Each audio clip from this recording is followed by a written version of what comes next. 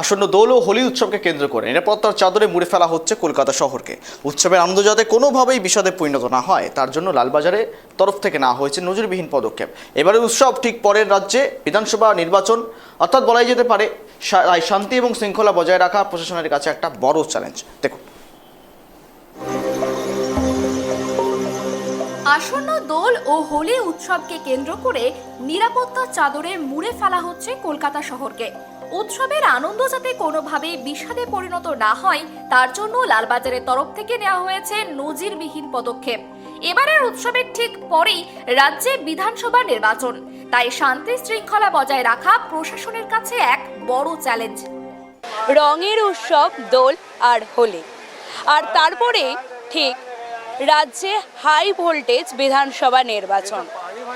ভোটের মুখে আর উৎসবের আবহে যাতে আইন শৃঙ্খলার বিঘ্নিত না হয় তার জন্য কোমর বেঁধে মাঠে নেমে পড়েছে লালবাজার।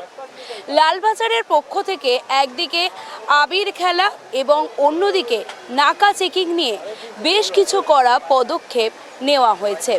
দোল পূর্ণিমার দিন ২৬ জন ডিসি পদমর্যাদার আধিকারিকের নেতৃত্বে রাস্তায় নামছেন ৩,৫০০ পুলিশ কর্মী। শহরের বিভিন্ন মোড়ে বসানো হয়েছে ৩৫০টি পুলিশ পিকেট। এছাড়াও অলিগলিতে নজরদারির জন্য প্রস্তুত রাখা হয়েছে ৪৪টি বাইক বাহিনী। বিশেষ নজর দেওয়া হয়েছে মহিলাদের নিরাপত্তায়। পার্ক ও জনবহুল এলাকায় মোতায়েন থাকবে লালবাজারের বিশেষ উইনার্স বাহিনী। লালবাজারের তরফে কড়া বার্তা, কোনো অনিচ্ছুক ব্যক্তিকে জোর করে রং মাখানো যাবে না। পথপ্রাণীদের রং দেওয়াও এবার দণ্ডনীয় অপরাধ। গঙ্গার ৭০টি ঘাটে মোতায়েন থাকছে বিপর্যয় মোকাবিলা বাহিনী বা ডিএমজি। উৎসবের আবহেও সবচেয়ে বড় চমক অন রোড পুলিশিং। নাকা চেকিং তল্লাশিতে রাজপথে খোদ পুলিশ কমিশনার। সামনেই বিধানসভা নির্বাচন হওয়ায় কোনোভাবেই যাতে রাজ্যের আইন শৃঙ্খলা পরিস্থিতির অবনতি না হয় সেদিকে বিশেষ নজর দিচ্ছে লালবাজার। কলকাতা পুলিশ কমিশনার সুপ্রতিম সরকার নিজেই রাতের শহর পরিদর্শনে বেরোচ্ছেন। বর্তমানে চালু রয়েছে অন রোড পুলিশিং ব্যবস্থা। এর মাধ্যমে সপ্তাহের বিভিন্ন দিনে কোনো নির্দিষ্ট সময় ছাড়াই হঠাৎ করেই ওসি, এসি ও ডিসি পদমর্যাদার অফিসাররা দল বেঁধে রাস্তায় নেমে নাকা চেকিং ও তল্লাশি চালাচ্ছেন। রোজ যে নিয়মিত টহলদারি করা, সেটা ছাড়াও আমরা যেটা করছি সেটা হচ্ছে অন রোড পুলিশিং বলছি, এটা আমরা যে ওআরপি। সেটা হচ্ছে সপ্তাহের বিভিন্ন দিনে, কোনো নির্দিষ্ট দিনে নয়, বিভিন্ন দিনে বিভিন্ন সময়ে শহরের বেশ কিছু গুরুত্বপূর্ণ রাস্তায় সংযোগস্থলে ওসি, এসি, ডিসি আরও সিনিয়র অফিসাররা সবাই মিলে একসাথে রাস্তায় নামছে।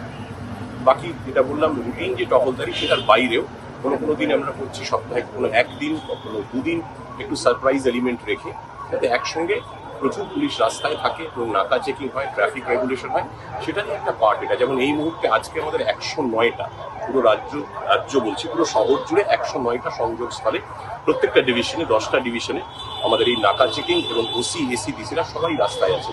এটা অনরোড পুলিশিং, এটা আমাদের চলবে। পুলিশ কমিশনারের মতে নির্বাচনের আগে নাকা চেকিং এর পরিমাণ যেমন বাড়ানো হয়েছে, তেমনি দুষ্কৃতীদের মনে ভয় ধরাতে সারপ্রাইজ ভিজিট অত্যন্ত কার্যকর হবে। সাধারণ মানুষের মনে আস্থা ফেরানো এবং উৎসব ও ভোটের প্রাক্কালে শহরকে নিরাপদ রাখা এখন কলকাতা পুলিশের মূল লক্ষ্য।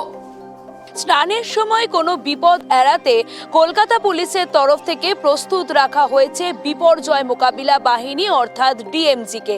তার সঙ্গে রিভার ট্রাফিক পুলিশ প্রত্যেকটা ঘাটে নজরদারি চালাবে। সব থেকে বড় কথা, বাজা কদমতলা ঘাটেও তারা নজরদারি চালাবেন। আরেকটি বিষয় কলকাতা পুলিশের তরফ থেকে সাধারণ মানুষকে বারবার মনে করে দেওয়া হচ্ছে যে উৎসবে গা ভাসান, তবে প্রশাসনের নিয়ম মেনে। তার কারণ সামনেই নির্বাচন, আর এই হাই ভোল্টেজ নির্বাচনের আগে উৎসবকে কেন্দ্র করে যাতে কোনো রকমভাবে আইন শৃঙ্খলার বিঘ্নিত না ঘটে তার জন্য সর্বদা প্রস্তুত রয়েছে কলকাতা পুলিশ। ক্যামেরার সূর্য শঙ্কর অধিকারীর সঙ্গে সুকৃতি ভট্টাচার্যের রিপোর্ট, KTV বাংলা, কলকাতা।